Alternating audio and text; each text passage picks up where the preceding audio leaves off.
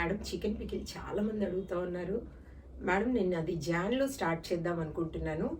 అదంతా కూడా దాని వర్క్ జరుగుతోందనమాట. అది నేను జాన్‌లో స్టార్ట్ చేస్తాను. జ్యోతి పెట్టిన చికెన్ పికిల్‌ని మీరు టేస్ట్ చేయాలంటే కొంచెం వెయిట్ చేయండి. ఎందుకంటే వెయిట్ చేసి టేస్ట్ చేసిన తర్వాత నాకు దాని టేస్ట్ ఎలా ఉంది అనేది నాకు ఫీడ్‌బ్యాక్ కూడా మీరు ఇవ్వాలి. ఎందుకంటే నైటీస్ గురించి ఎలా ఇస్తున్నారు మీరు? కాబట్టి నాకు దాని గురించి మీరు తిన్న తర్వాత చెప్పాలి. నేను మీకు ఫస్టే చెప్పాను. అందరు పెట్టేలాగా పికిల్ ఉండదు. జ్యోతి పెట్టే చికెన్ పికిల్ స్పెషల్‌గా ఉంటుందని చెప్తున్నాను. కాబట్టి మషాలాలు అవి ఇవి నేను వెయ్యనండి. మీకు పదే పదే చెప్తా ఉన్నాను. కూరలాగా నేను పికిల్స్ చెయ్యను. నేను పెట్టే పికిల్ స్పెషల్‌గానే ఉంటుంది కాబట్టి మరి నేను పెట్టే పికిల్ మీరు టేస్ట్ చేయాలంటే కొన్ని రోజులు వెయిట్ చేయండి. నేను దాన్ని మీకు పంపిస్తాను.